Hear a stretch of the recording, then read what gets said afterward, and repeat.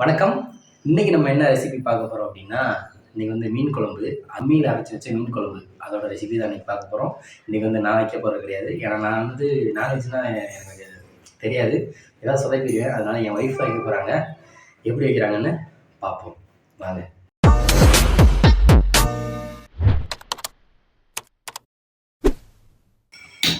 அடுப்பை தச்சுக்கலாம். பாத்திரத்தை வச்சுக்கிட்டாங்க. தேவையான அளவு கடலெண்ணெய் ஊற்றிக்கிட்டாங்க. எண்ணெய் சூடானதும் கடுகு, வெந்தயம், சீரகம் போட்டுக்கிட்டாங்க. அது கூடவே சோம்பு கொஞ்சம் போட்டுக்கிட்டாங்க.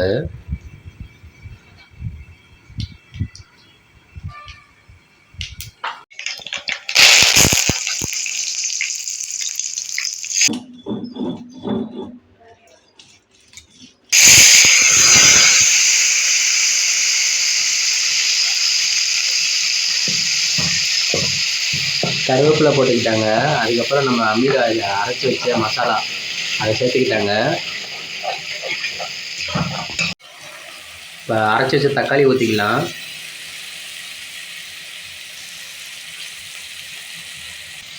தேவையான அளவு உப்பு போட்டுக்கலாம். தக்காளி வந்து ஒரு 3 தக்காளி போட்டிருக்காங்க. அரைச்சி பூ ஊற்றிருக்காங்க.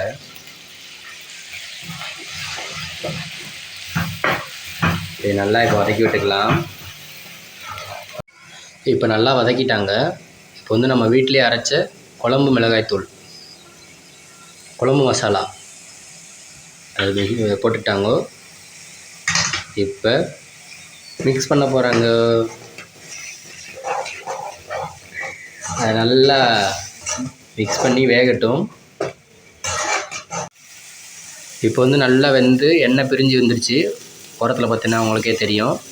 இப்போ வந்து இந்த ஸ்டேஜில் நம்ம புளி கரைசல் ஊற்றிக்கலாம். புளி எவ்வளோ எடுத்துருக்க? நெல்லிக்காய் சைஸ் அளவு புளி. அதை கரைச்சி இதில் மிக்ஸ் பண்ணியாச்சு.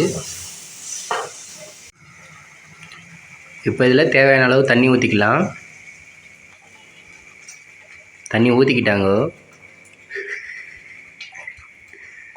நான் பண்ணல, அதனால் இது இப்போ நல்லா கொதிக்கட்டும். இப்போ நல்லா கொதிச்சிருச்சு. இந்த டயத்தில் நம்ம தேங்காய் பால், அரைச்சி வச்சுருந்த தேங்காய் பாலை சேர்த்துக்கிட்டாங்க. இப்போ இது நல்லா கொதிக்கட்டும்.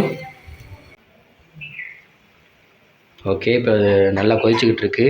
இந்த டயத்தில் நம்ம கழுவி வச்சுருக்க மீன் நம்ம இதில் சேர்த்துடலாம். மீனை காட்டு, உள்ளே காட்டு.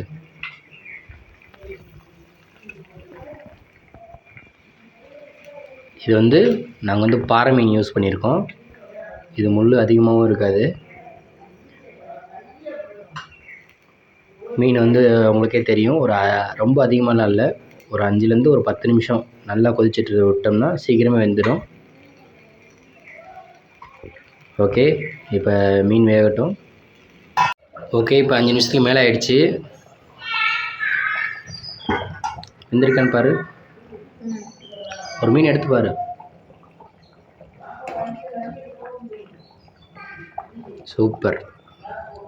சூப்பர் வெந்துருச்சு. இப்போ மல்லி இலை போட்டு அடுப்பு ஆஃப் பண்ணிட்டாங்க. மல்லி இலை போட்டு அப்படியே நம்ம இறக்கிடலாம். ஓகே, இப்போ அம்மியில் அரைச்சி வச்ச மீன் குழம்பு நம்ம இப்போ டேஸ்ட் பார்க்கலாம்.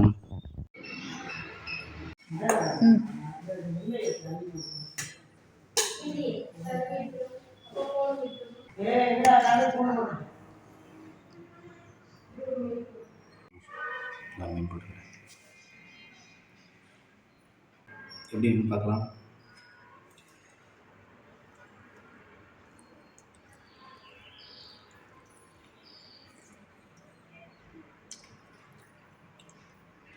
மீன் குழம்பு தான், அவ்வளோ அருமையாக இருக்குது.